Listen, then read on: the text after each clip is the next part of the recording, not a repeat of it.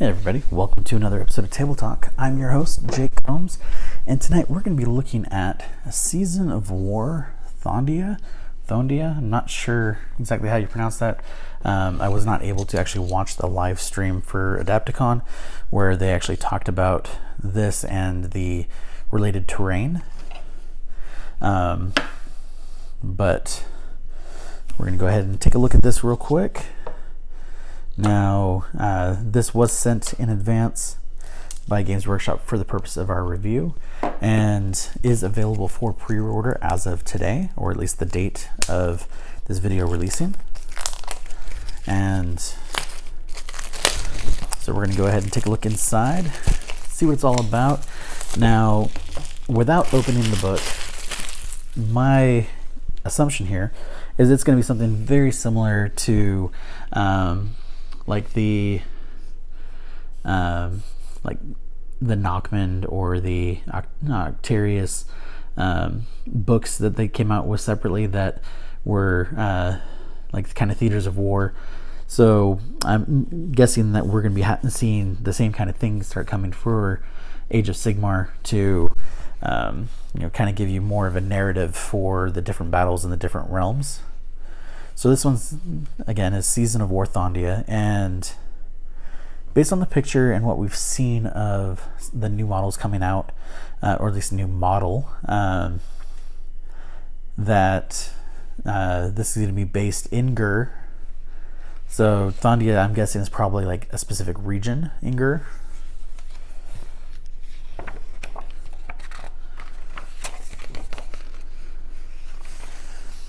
All right.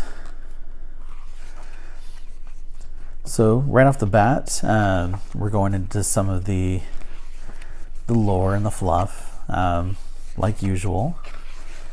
Going into some of the Savage Lands, Summons to War, Call of the Beast. So we're getting a lot of lore in this.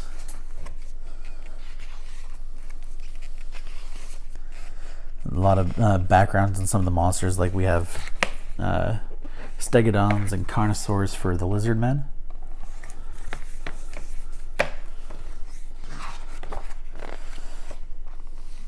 A really great painting drawing of the giant vulture for the Cruel Boys with its rider. So going into page 52 is when we actually start getting into the rules for this, and we get a fantastic picture of that new endless spell. That's kind of a predatory endless spell from what I've read so far, where it's going to be basically tied to one person on the team for whoever summons it, and that if that person dies, it basically will go on a rampage and can either attack the other endless spells that might be running, or attack either your team or the opponent's team as well. So you want to make sure that whoever you assign it to is going to be around for long term in that fight. So you definitely don't want to tie it to some low level, low stat champion of some sort, when you have maybe something much stronger that you can tie it to that will be more likely to last for a while. Now, what's cool is it does show a size comparison in here for the Kronspine Incarnate next to one of the other endless spells, so that we get a good size comparison. So it's about double the height of the one that's kind of like that flaming mouth. And so this is a Incarnate War Scroll, so the Kronspine Incarnate of Gur. And now what I'm curious is if it says, like how many points you have to spend in order to have this with you, or if it's going to be something that's going to be running and you kind of get to decide who's going to actually get to use it. But I don't see any actual points listed to be able to use it, so it might just be tied to specific missions. So we have realm rules. So region of war, we have the realm sphere magic, realm command, monstrous denizens, and Thondia mysterious terrain. And then you roll a dice to basically see which terrain is used specifically. So it's a d6. So we have surprisingly ordinary, thrashing gnarlock roots, itcher moss, barb sniffer weed, spheres, gurish realmstone deposit, and wellspring of primordial energy. And then we go to the open play section, so how to do different war or in different matches in this realm. And then narrative play, so specifically a kind of an arcing story that you'll be able to tell with your armies. Now for the realm rules, let's see.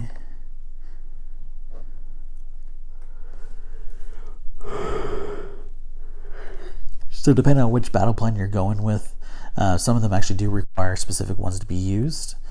Otherwise, you can kind of pick which one you are using. So in narrative play, like we have a prime monster abilities, Thondia territories. So these territories, we have primeval wilderness, wellspring of primordial energy, collapsed ruins, grinding mountains, city of bones, and grasping bogs. Now what's interesting here is that it's saying a D66 for these. Now if you roll between 61 and 66, okay, so the way it was worded, it kind of threw me off for a second because I thought it was saying that like basically you roll a d6 and you get 1 through 6 and then you're getting one of these. But no, like if you actually get below that, you're not using any of these. So the likelihood of you using these is going to be a lot slimmer, unless of course like you get to like a specific battle plan that actually requires one of them, then that might affect it.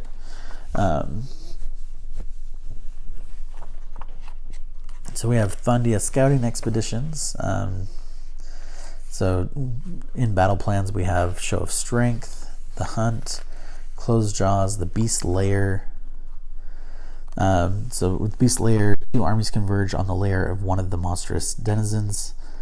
Each side wants to slay the creature in order to be able to carve up its prodigious body for valuable resources. Open the vault, defend the settlement. And then we have the Anvil of Apotheosis. I probably screwed up the pronunciation there. So some of the monsters that you might have there, and some of their kind of related stats that would be impacted. It looks like specifically for actually each main army is more or less covered here. I didn't see. Okay, so under mortal you have chaos mortals and army heroes, and then we have to go to character enhancements and abilities. Let's see, make sure I didn't miss bestial companion options, and then about using your hero in battle, summons to war battle pack.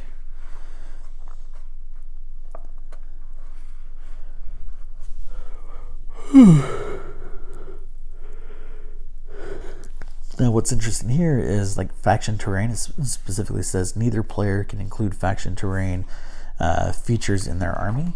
Now of course you could still use the pieces on the board, that you just won't get any benefits from them. And then so we have War Scroll battalions. One is the Butcher Herd, Lord Vorse Retinue, Godsmaw Vanguard, the Weeping Fangs. So the Weeping Fangs is Cruel Boys, the Snorter's Cop Ruck. Looks like it's going to be Iron Jaws from what I can see.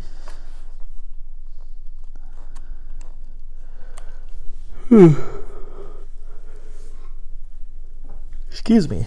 Lord Vorse Retinue and God's Maws of Vanguard. Those are both Stormcast Eternals. The Butcher Herd is Beasts of Chaos. And then... Okay, so Disnorder's Cop Ruck is Savage Orcs. Then we go into our battle plans. We have Call of the Beasts, Savagery and Slaughter, Impending Doom, so I'll go ahead and read Savagery and Slaughter. Cruel Boy Scouts, Spotted Caverns, Honeycombing, the Kronspine Foothills, inhabited by Chaos Beast Boys. A massive cloud of dust heralded the approach of the bulk of the Greenskin army. In response, a series of resonant horns blasts echoed from the caves. They were followed by a disjointed chorus of snarls and brays, and a drove of loping figures emerging into the fight. The Beastmen were coming. So, looks like with these ones, they are specific armies that would be facing each other from the ones that were listed before. So you will need to have those specific armies if you actually want to take part in those exactly as they're written. But I know that most people, that if they're playing locally with like some friends, they can definitely do it where they're swapping out with their own army as an option as well. Then we go to Strife and Thondia Battle Pack. So we have 1,000 or 2,000 points limits. And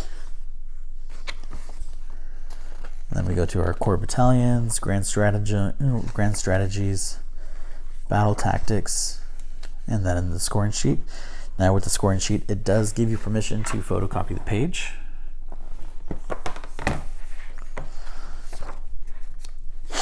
And so we have, for the battle plans, we have Clash in the Borderlands, the Invasion, the Prize, the Trap. The Trap, with the ancient relic in their possession, the victors are intent on returning to their homeland with their prize, unaware that they are heading into a trap. And then the last one is Cut Off the Head, where the generals of these two forces, now bitter rivals, seek to defeat each other once and for all. So definitely a lot of cool stuff in here. Definitely looking to see, what other Seasons of War books are going to be out there, because this definitely feels like the way that Games Workshop is going to be moving forward with their games now. So that way, you do have to, like, if you're going to be playing at least in stores, you are going to have to start picking up some of these as well. So it makes sense from a financial decision. The expanding on the lore and the rules for different regions, I think, is also a great idea as well, because there's not enough of that, and there's so many realms, and you can tailor the way your army looks to specific realms, but for the most part, those realms don't give any bonuses to, at least none that I'm aware of, to any of the units. Like, if any, I would say, like, maybe the Fire Slayers get a bonus if you're playing an Akshi, but beyond that, none that I'm aware of, and I don't even know if the Fire Slayers have that ability or not either. But definitely a lot of cool stuff in here. Looking forward to giving, especially the lore, a big read.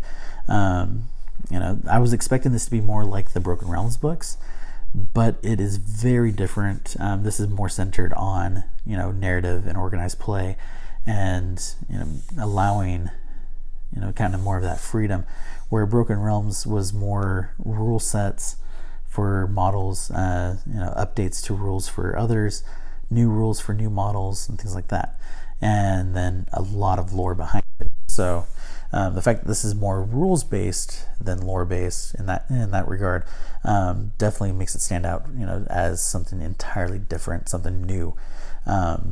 So definitely worth picking up. I love the artwork inside. I love the pictures of the models that are in here as well. A lot of really cool stuff. So highly recommend this, picking this up when this comes out. Like I said, it's available for pre-order as of today. So go ahead and pick yourself up a copy. But that's it for tonight. As always, thank you guys for watching, and you have yourselves a great night.